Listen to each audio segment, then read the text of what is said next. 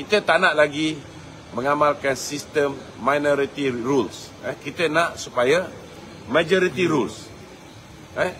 Punca keadaan tidak stabil ni bila 2018 parti yang hanya memenangi 13 kerusi diangkat menjadi Perdana Menteri.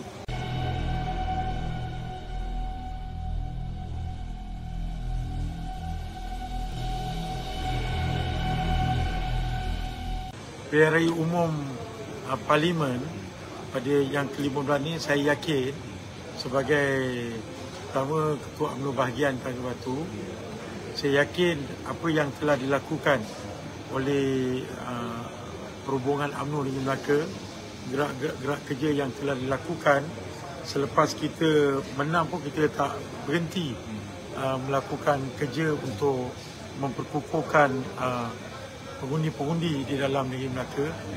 Di samping banyak pelabur yang datang dan kerajaan di bawah kepimpinan Yang Amat Berhormat Datuk Seri Sulaiman Muhammad Ali yang telah menunjukkan pencapaian yang cukup baik.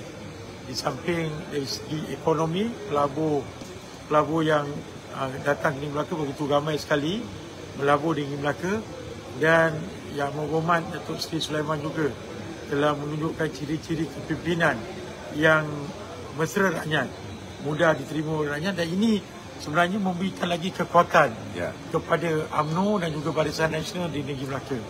Dan saya yakin insya-Allah pada kali ini dalam pilihan raya umum ni kita akan menang dengan lebih besar lagi, malah kita boleh ada keyakinan untuk merampas kembali Tangga Batu, Alor Gajah dan juga Hantuar Jaya, insya-Allah.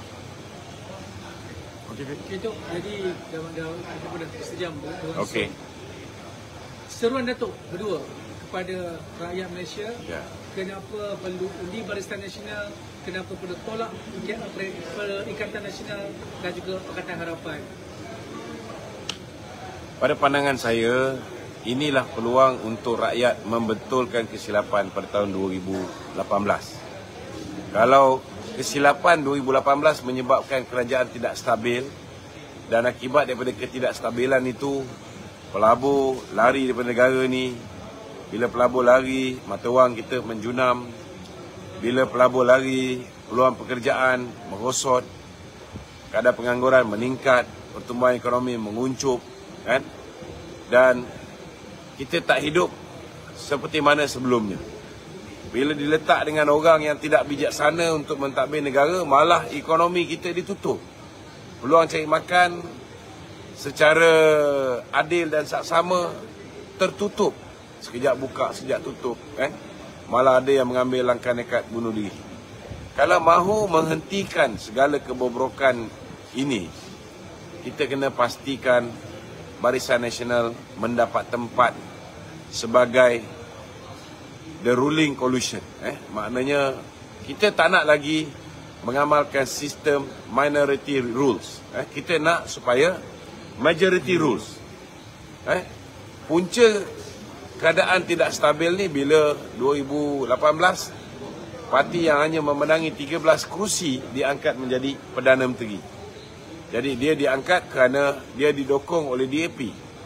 Jadi apa juga DAP cakap, maka Bersatu pada ketika itu terpaksa ikut. Dan ini menyebabkan banyak kepentingan Melayu, kepentingan Islam, kedudukan raja-raja Melayu diperkotak-katikkan. Jadi jangan ulangi kesilapan yang sama. Begitu juga bila kerajaan campuran antara UMNO, PAS dan Bersatu diwujudkan. Ianya juga ialah minority rules, bila mana parti yang hanya menang 13 kursi, kemudian 7 orang lari, tinggal 5 orang, satu dah meninggal dunia. 5 orang saja bersama Muhyiddin, dan ada lebih kurang 16 orang yang dicuri daripada UMNO bersama dengan Muhyiddin, dan 9 dicuri daripada PKR bersama dengan Muhyiddin.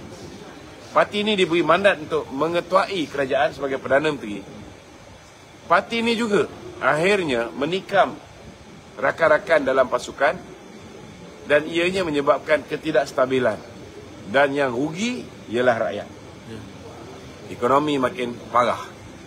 Jadi pastikanlah, jangan buat eksperimen. 19 hari bulan ni adalah tarikh penting.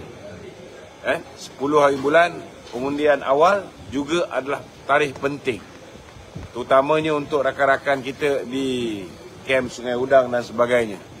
Jangan buat kesilapan buat kali kedua. Kalau dulu mungkin ada yang confuse.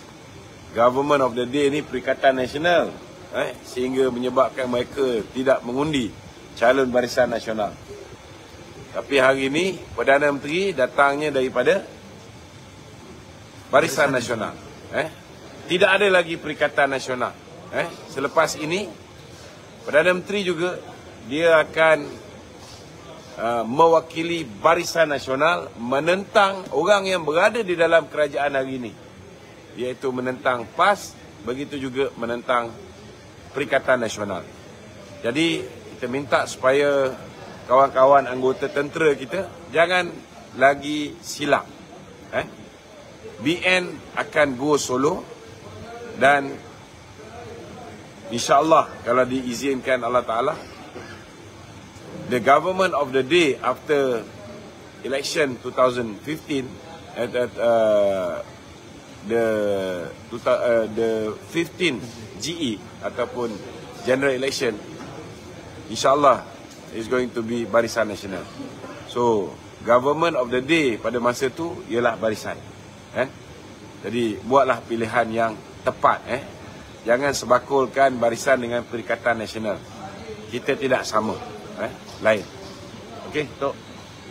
Bila kepada seluruh pengundi-pengundi di negara Malaysia, saya menyeru bahawa kita dah ada perbandingan ataupun kita dah mengalami zaman, kata satu zaman yang kegelapan negara kita, dan pilihan raya ini merupakan satu kata langkah untuk kita cermelangkan kembali negara kita, gemilangkan kembali negara kita daripada kegelapan yang telah dilakukan oleh kerajaan Pakatan Harapan dan juga kerajaan sebahagian kerajaan Perikatan Nasional seperti daripada Parti Bersatu, untuk kita angkat kembali negara kita yang dahulu telah berjaya diangkat oleh pemimpin-pemimpin besar kita seperti Datuk Seri Najib Tun Razak.